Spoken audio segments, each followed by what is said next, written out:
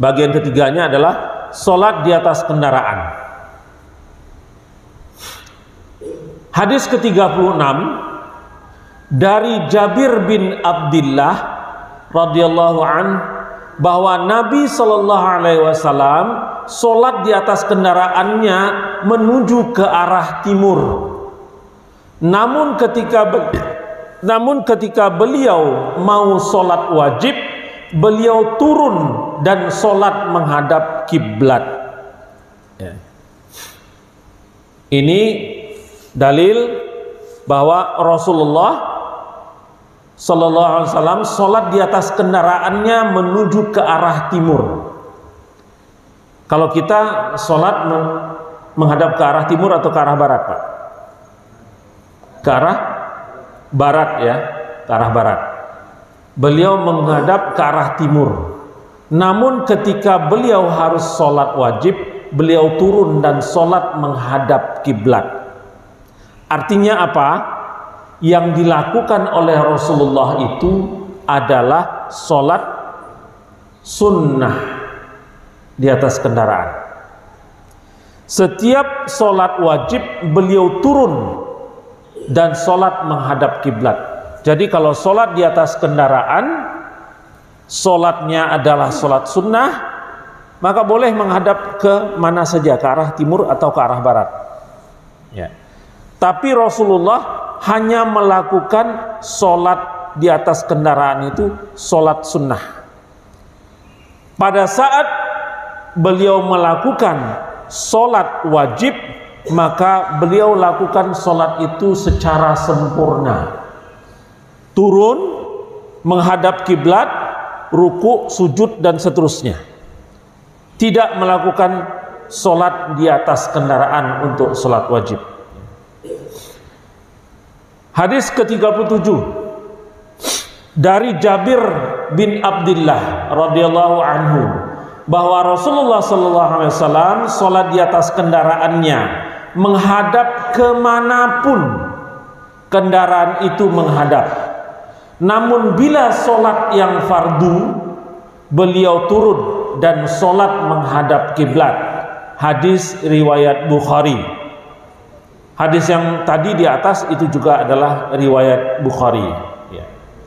Nah, ini jelas menggambarkan bahwa Rasulullah sholat di atas kendaraan itu hanyalah sholat sunnah dan boleh menghadap kemana saja ya, boleh menghadap kemana saja. Namun bila sholat yang fardu, beliau turun dan sholat menghadap kiblat secara sempurna.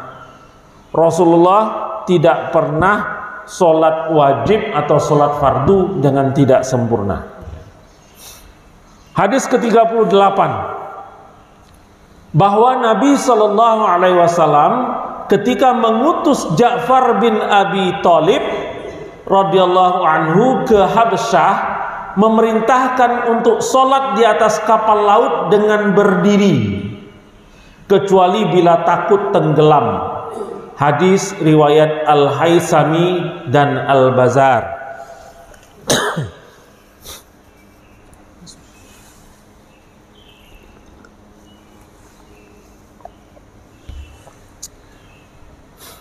Kalau dua di atas mengatakan bahwa Rasulullah itu melaksanakan sholat wajib turun dari kendaraan. Tapi kan kalau di kapal nggak bisa turun ya Pak ya? Ya, turun kemana Al? Turun ke laut, turun ke dasar laut, nggak mungkin. Maka untuk di atas kapal, Rasulullah menegaskan boleh sholat di atas kapal. Tapi sholat dengan sempurna. Ya. Kalau dulu, kalau saya pulang ke Sumatera, itu ada kapal Lawit, ada kapal Kambuna, itu memang ada ruang sholatnya, ruang sholat. Orang di atas kapal itu nggak sholat duduk Pak, sholat berdiri, bahkan berjamaah. Jadi kalau sholat di atas kapal itu boleh, diperbolehkan. dan dilakukan secara sempurna. Kuncinya itu, ya. Kuncinya itu. Rasulullah walaupun di atas onta, beliau turun. Nah, kalau di atas kapal kan nggak mungkin turun kita. Mau turun kemana? Laut. Kalau di atas bis gimana? Hah? Di atas bis. Sebentar. Tenang, sabar. Sabar, tahan dulu pertanyaannya ya Pak ya.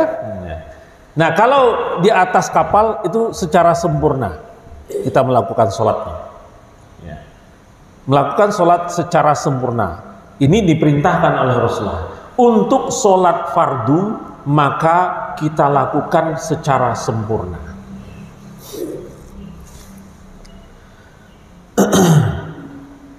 Tapi kalau seandainya di kapal itu, kalau kita berdiri misalnya sampan, ya. Kalau kita berdiri kemudian sholat bisa mengakibatkan tenggelamnya kapal, ya itu mungkin menjadi keringanan, ya.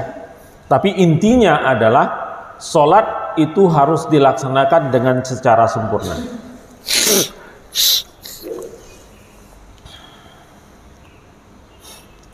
Jumhur ulama membolehkan sholat sunnah di atas kendaraan, namun mereka mengharuskan turun dari kendaraan bila yang dikerjakan adalah sholat wajib.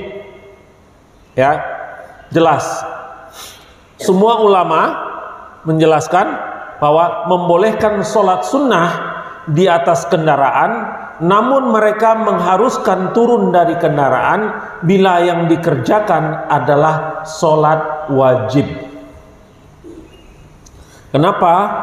Karena sholat wajib itu harus diikuti rukun-rukunnya, kewajiban-kewajibannya, sehingga harus turun dari kendaraan bila yang dikerjakan adalah sholat wajib. Jika tetap harus sholat di kendaraan, maka harus memenuhi 3 syarat. Jadi sholat sunnah boleh di atas kendaraan, namun mereka mengharuskan turun untuk dari kendaraan apabila yang dikerjakan itu adalah sholat wajib. Kalaupun terpaksa di atas kendaraan, kalaupun terpaksa di atas kendaraan, maka ada 3 syarat yang harus dipenuhi. Pertama adalah syarat sah sholat itu terpenuhi. Apa syarat sah sholat? Syarat sah sholat itu wudu, ya. Kemudian auratnya tertutup, ya semua syarat sah sholat yang sudah pernah kita bahas, ya, itu terpenuhi. Kemudian rukun sholat terpenuhi. Rukun sholat apa? Berdiri itu merupakan rukun, ruku merupakan rukun, sujud merupakan rukun, duduk tahiyat akhir merupakan rukun. Nah, ini jadi yang pertama syarat sah sholat itu terpenuhi, wudu dengan benar, ya, wudu dengan benar. Kalau memang harus di kendaraan juga, wudulah dengan benar. Oh, ada tayamum, ya tayamum bisa, tapi harus terpenuhi syarat tayamum. Apa syarat tayamum? Tidak ada air, ya. Tidak ada air. Benarkah tidak ada air? Kadang-kadang kita bawa air aqua galon, itu ada air. Kadang-kadang ada toilet di atas kendaraan, misalnya kereta ada toiletnya, atau pesawat ada toiletnya, ada airnya. Maka pada saat ada air tidak diperbolehkan untuk bertayamum, ya. Jadi syaratnya harus terpenuhi. Pertama, syarat sah sholat itu terpenuhi, semua syarat sah sholat. Kemudian setelah itu rukun sholat itu terpenuhi. Rukun sholat apa? Berdiri, duduk, ruku, sujud, itu terpenuhi. Yang ketiga adalah tidak terjadi hal yang membatalkan sholat. Ya, hal-hal yang membatalkan sholat tidak terjadi. Nah, kalau 3 syarat ini terpenuhi, barulah ulama membolehkan, jumhur ulama membolehkan sholat fardu di atas kendaraan, Ya. Nanti muncul pertanyaan Bapak itu pasti. Lantas di bus bagaimana? Di kendaraan pribadi bagaimana? Nanti kita bahas ya. Bagian belakang.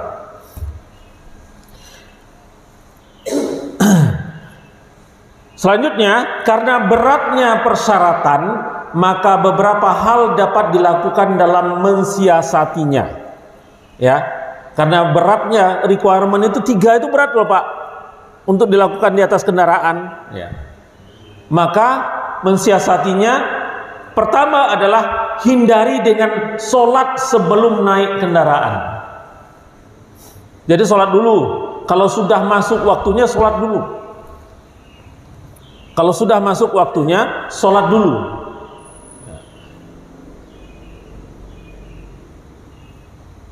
Sholat dulu kalau sudah masuk waktunya. Atau ambil cara menjamak. Ya. Ambil cara menjamak kalau terpenuhi persyaratan menjamak. Ya, sampai pada satu tempat peristirahatan, kalau kita perkirakan nanti sholat, misalnya sholat asarnya kelewat, ya bisa dilakukan di sholat zuhur, tapi lakukan di tempat perhentian bus, katakanlah misalnya. Jadi hindari dengan sholat sebelum naik kendaraan. Ya. Kemudian boleh menunda sholat asal masih dalam waktunya. Boleh menunda sholat asal masih di dalam waktunya.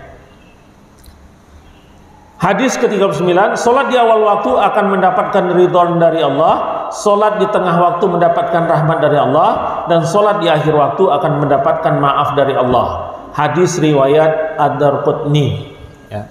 Maksudnya apa? Boleh menunda sholat asal masih waktunya. Misalkan sholat zuhur kan harusnya dilakukan di awal waktu. Ya, sholat zuhurnya misalkan 12:30. Boleh ditunda sampai masih ada batas waktunya. Batas waktunya apa? Batas waktunya sebelum masuk waktu asar. Maka boleh. Ini hadis Rasulullah mengatakan, sholat di awal waktu itu adalah mendapatkan keridhaan dari Allah. Sholat di tengah waktu mendapatkan rahmat dari Allah. Yang di awal waktu itu ridho Allah, yang di tengah itu mendapat rahmat dari Allah, dan yang sholat di akhir waktu itu mendapatkan maaf dari Allah. Ya, jadi paling kecil itu nilainya.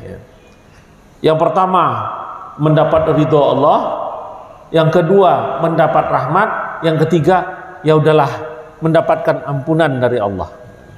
Diampunkan oleh Allah karena melalaikan sholat sehingga sampai di sholat di penghujung waktu. Nah, itu yang kedua, ya boleh ditunda. Yang ketiga, turun dari kendaraan. Ya, yang ketiga, turun dari kendaraan. Karena beratnya persyaratan itu. Syarat harus terpenuhi, syarat sah, rukun sholat harus terpenuhi. Tidak terjadi hal-hal yang membatalkan sholat. Misalnya lagi sholat kentut, ya itu nggak boleh, ya. Maka caranya, 1, hindari sholat sebelum naik kendaraan. 2, boleh menunda waktu asal masih dalam waktunya. 3, turun dari kendaraan. 3, turun dari kendaraan. Yang keempat, tetap sholat di atas kendaraan. Tetap sholat di atas kendaraan, tapi dalam hal ini para ulama juga berbeda, ya. Mayoritas jumhur ulama mengatakan kalau dia tetap sholat di kendaraan, maka dia bayar kembali sholatnya. Nah, setelah keempat langkah itu juga tidak bisa dilakukan, maka pendapat ulama terpecah menjadi 3 pendapat.